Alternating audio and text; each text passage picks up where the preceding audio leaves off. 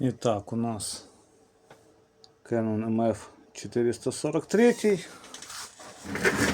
Спрашиваю девочки, как его включить. Смотрите.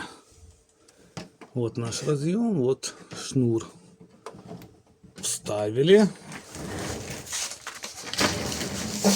Переезжаем вперед.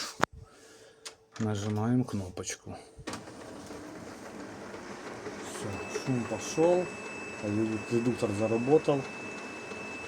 Аппарат включается. Аппарат включился. Ругнулся на картридж, потому что картридж заправляют. Ну все, можно копировать, печатать, сканировать.